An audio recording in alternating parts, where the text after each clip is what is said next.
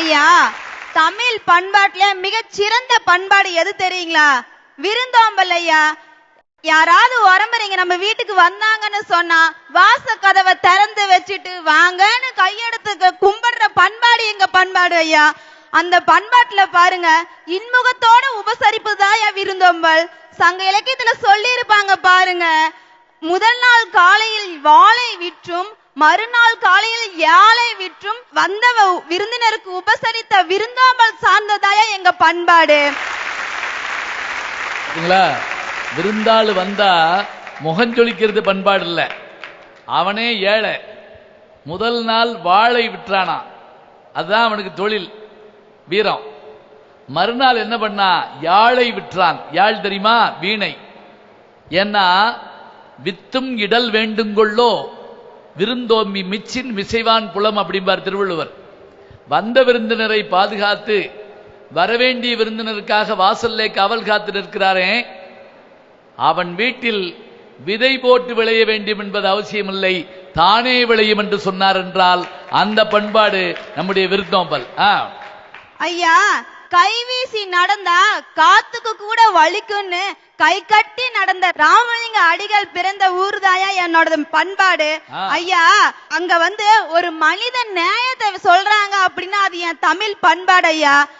ஐயா, இப்ப பாத்தீங்க அப்படின்னா என்னதான் நவீன தொழில்நுட்ப முறையில பீஸா பர்கர் அப்படின்னு உணவு முறை வந்தாலும் நீராகாரன்னு சொல்ற என்னோட பழைய சோத்துக்கு ஈடாகுமாயா? அதெல்லாம்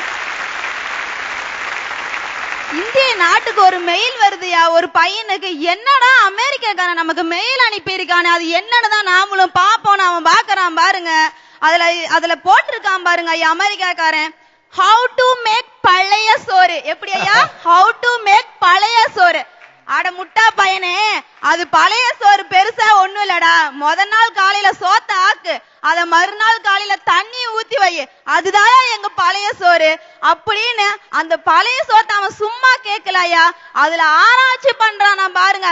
வைட்டமின் ஏ இருக்கான், வைட்டமின் பி இருக்கான், அது கொடுஞ்சா வயிற்றுல இருக்கிற பூச்சியெல்லாம் சாகுதான் அப்படின்னு நம்ம பழைய சோத்தை திரும்பி பார்க்க வச்சது என்னோட பண்பாடையா. அது என்ன செஞ்சு விட்டான், பழைய சோறு சாப்பிட்டா ஏழைன்னு சொல்லிவிட்டோம், இட்லி சாப்பிட்டா பிரமாதம், பீஸா சாப்பிட்டா அதுக்கு மேல பெருசுன்னு நினைச்சோம். ஆனா அமெரிக்காரன் சொன்னா ஒத்துக்கிறோம் போல் இருக்கு நம்ம. ஐயா, நவீன தொழில்நுட்ப முறையில உடல் எடையை குறைக்க ஜிம்மு அப்படின்னால நிறைய வந்துருச்சு ஐயா. ஆனா இப்ப பாருங்க, யோகாசனம் செஞ்சா உடல் ஆரோக்கியமும் உடல் எடையும் குறையும்னு அன்றைய சித்த மருத்துவ மூலைய சொல்லி வச்சது எங்க பண்பாடு ஐயா. ஐயா, இப்பெல்லாம் என்னதான் நவீன தொழில்நுட்பம் நிறைய வந்துருச்சுங்க ஐயா.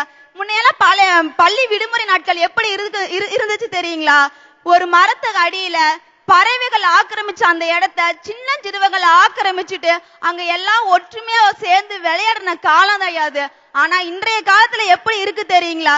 ஒரே 4 செவுத்துக்குள்ள நின்னு மொபைல் போன், ஆண்ட்ராய்டு போனை தடவி கொடுத்து, அம்மா நான் மேல் மாடியில இருக்கேன், அப்பா நான் கீழ் மாடியில இருக்கிறேன்னு வாட்ஸ்அப்ல மெசேஜ் அனுப்புறாயா.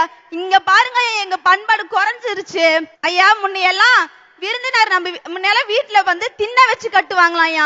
அது எதுக்கு தெரியுங்களா? வழிபோக்கன் வந்து தங்கிட்டு போகணும் அப்படின்றதுக்காக தான் தின்ன வச்சு கட்டுனாங்க. ஆனா இன்றைய காலத்துல எப்படி இருக்கு தெரியுங்களா? அண்ணன் எப்ப சாமா தின்ன எப்ப காலியாகும்னு இருக்குது ஐயா இந்த பண்பாடு. அதனாலதான் சொல்றேன், இன்றைய காலகட்டத்துல எமது பண்பாடு தான் இன்ற சூழ்நிலைக்கு அவசியம் தேவை அப்படின்னு நான் என்னோட உரையை முடிச்சுக்கிறேன்.